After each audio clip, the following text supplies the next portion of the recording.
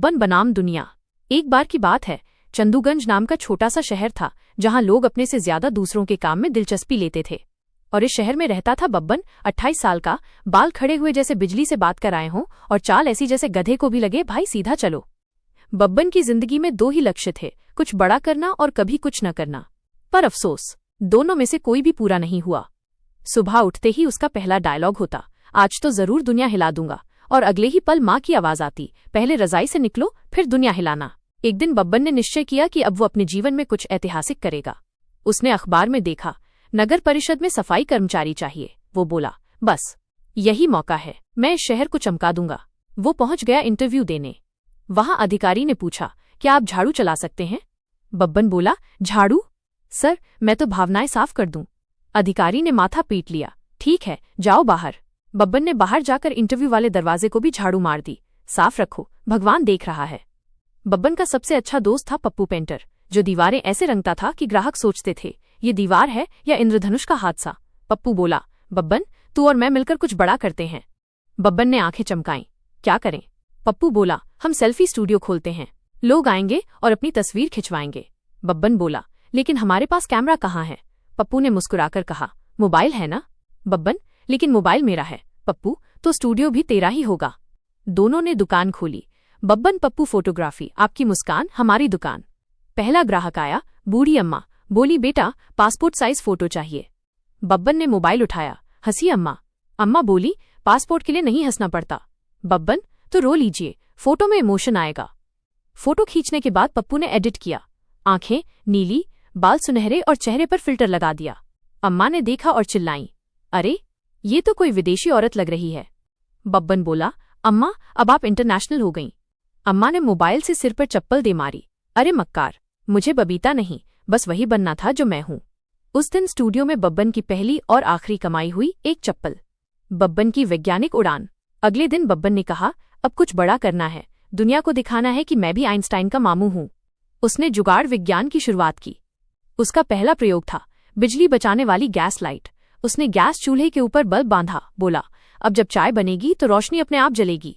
2 minute बाद धड़ाम, पूरा घर धुएं से भर गया। माँ चिल्लाई, बब्बन तू बेटा नहीं, तबाही है।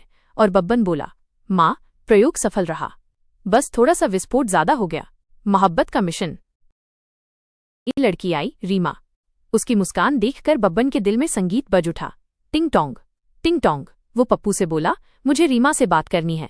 पप्पू बोला, पहले बात करने की डिग्री ले ले। बब्बन बोला, डर कैसा, मैं दिल से बोलूंगा। पप्पू बोला, तो फिर दिल में बैटरी डाल ले, क्योंकि तेरी हिम्मत जल्द ही डिस्चार्ज हो जाएगी। बब्बन ने बालों में तेल लगाया, पर ज्यादा डाल दिया। अब बाल नहीं, पूरा सिर ट्रैफिक लाइट जैसा चमक रहा था। शर्ट में बटन लगाना भूल गया और हाथ में गुलाब पकड़ लिया। वो रीमा के पास पहुंचा और बोला, रीमा जी ये फूल नहीं, मेरा दिल है। रीमा बोली, दिल तो बाईं तरफ होता है, ये तो दाईं हाथ में है। बब्बन बोला, आपके प्यार ने दिशा ही बदल दी। रीमा हंस पड़ी, तुम बहुत फनी हो। बब्बन बोला, नहीं मैं बब्बन हूं। रीमा ने सोचा, ये लड़का तो मनोरंजन का खजाना है। उसने कहा, अगर मुझे इम्प्रेस करना है तो कुछ टैलेंट दिखाओ। बब्बन बोला, टैलेंट? मैं सब कर सकता हूँ।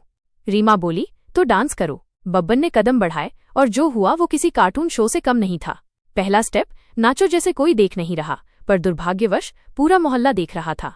वो घूमते हुए गमले में जा गिरा, गमले से निकलकर बाल्टी में, बाल्टी से निकलकर नाली में, और वहीं से आवाज आई, रीमा जी ये मेरा अंडरवाटर डांस है। किसी ने उसका वीडियो बना लिया और सोशल मीडिया पर डाल दिया, #बब्बन डांस चैलेंज। कुछ ही घंटों में बब्बन सुपरस्टार बन गया। लोग बोलने लगे, भाई ये गिरता नहीं, गिरकर उठता है। एक यूट्यूबर ने इंटरव्यू लिया, बब्बन जी आपके इस डांस के पीछे प्रेरणा क्या थी? बब्बन बोला, संतुलन बिगड़ा तो प्रेरणा अपने आप मिल गई। अब बब्बन जहां जाता लोग फोटो मांगते। बच्चे कहते, अरे देखो नाली वाला अंकल। बब्बन ने पप्पू से कहा, देखा मेरी किस्मत चमक गई। पप्पू बोला, तेरी किस्मत नहीं, तेरा सिर चमक रहा है। रीमा ने भी कहा, बब्बन तुम तो फेमस हो गए। बब्बन ने मुस्कुराकर कहा, मैंने कहा था ना मैं कुछ बड़ा करूंगा। रीमा बोली, हाँ बड़ा फिसलन वाला। बब्बन का बिजनेस आइडिया। अब फेमस होने के बाद बब्बन ने नया बिजनेस शुरू किया, बब्बन अकेडमी ऑफ वायरलिटी। वो लोगों को सिखाने लगा कैसे गिरकर स्टार बने। पहले दिन 10 स्टूडेंट आए, तीसरे दिन सिर्फ 2 बचे, बाकी सब हड्डियां तुड़वाकर घर बैठ गए। पप्पू बोला, अब क्या करेगा? बब्बन बोला, अब मैं मोटिवेशनल स्पीकर बनूंगा। और उसकी स्पीच शुरू हुई, दोस्तों गिरना मत डरना, क्योंकि हर गिरावट में है वायरलिटी का अवसर। कुछ महीनों बाद बब्बन इतना फेमस हुआ कि एक टीवी शो ने बुलाया, इंडियाज फनीएस्ट पीपल। वहां रीमा भी आई थी। वो अब शो की एंकर बन चुकी थी। रीमा बोली, आज के स्पेशल गेस्ट हैं वही जिनके कदम जमीन पर नहीं टिकते, बब्बन जी। बब्बन ने स्टेज पर आते ही ठोकर खाई। धड़ाम। सब लोग तालियां बजाने लगे। रीमा बोली, देखा, यही तो उनकी पहचान है। शो के बाद रीमा ने कहा, बब्बन तुम सच में दिल के बहुत अच्छे हो। बब्बन बोला, तो क्या अब दिल दे दूं? रीमा हंसकर बोली, दिल नहीं, शादी का कार्ड दे दो। और फिर पूरे शहर ने देखा, नाली डांसर बब्बन की शादी एंकर रीमा से। शादी में भी बब्बन का जलवा अलग था। घोड़ी पर चढ़ते वक्त घोड़ी ने ठोकर मारी और बब्बन फिर से गिर गया, पर इस बार उसने कहा, ये मेरी परंपरा है। बारात में बैंड वाले गा रहे थे। बब्बन गिरा, बब्बन उठा, बब्बन उठा, बब्बन ने दिल जीता। मंडप में पंडित जी बोले, वर वधू के गले में माला डाले। बब्बन ने माला फेंकी और गलती से फोटोग्राफर पर जा गिरी। पप्पू चिल्लाया, अरे बब्बन, शादी कर रहा है या क्रिकेट खेल रहा है? शादी के बाद बब्बन और रीमा हनीमून पर गए पहाड़ी जगह पर। वहां बब्बन ने बर्फ देखकर कहा, मैं अब स्नो एंजल बनाऊंगा। वो बर्फ पर लेटा और अगले ही पल बर्फ का गोला बनकर नीचे लुढ़क गया। रीमा चिल्लाई, बब्बन रुको।